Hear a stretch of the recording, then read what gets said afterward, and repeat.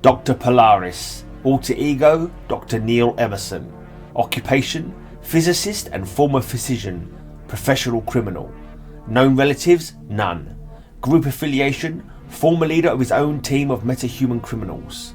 Base of operations, formerly Central City, later Los Angeles, California, now New Mexico.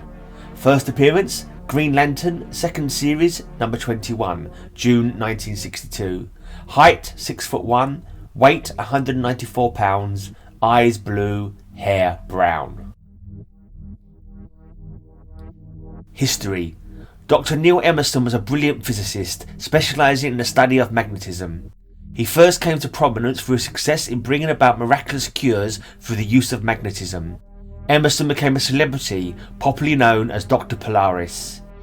Emerson was unaware that his own continual exposure to magnetic forces was affecting his mind. He developed a split personality along the lines of Dr. Jekyll and Mr. Hyde.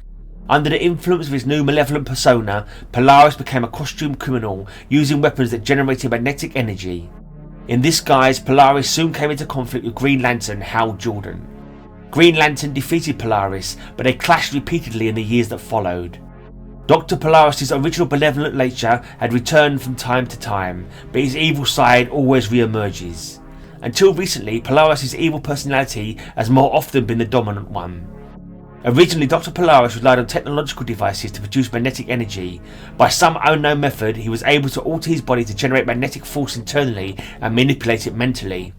Dr. Polaris was recruited by Harbinger to aid in the war against the omnipotent, sinister Anti-Monitor. Following the defeat of the Anti-Monitor's war against Earth, Dr. Polaris was pardoned by American legal authorities for his past criminal actions. But Dr. Polaris had not been cured of his criminal tendencies, his evil personality again resurfacing.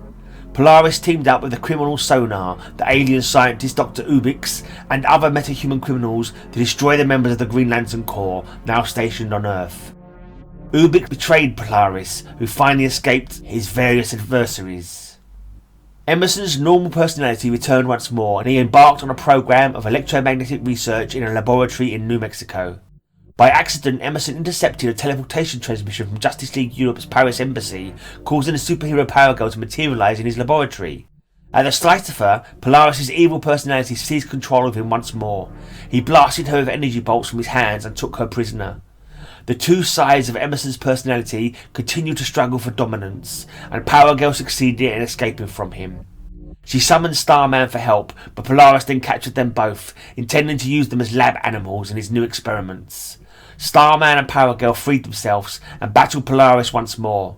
This time Starman gained the upper hand by using his powers to alter his own features, making himself look exactly like Neil Emerson.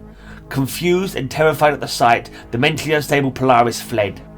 In his panic, Polaris flew into high voltage wires. His powers prevented him from being killed, but the shock restored his good personality to dominance. Dr. Emerson was taken into custody by the military. He is currently undergoing psychotherapy at Fort Bliss Infirmary. Powers and weapons. Dr. Polaris can generate magnetic energy within his body and direct it outward by willpower. With this energy, he can attract, repel, or levitate anything made of metal, notably iron and steel, that is affected by magnetism. Dr. Polaris can use his magnetic powers to fly, project through his hands concussive bolts of incredible energy, and create force fields to protect himself from injury or to imprison others.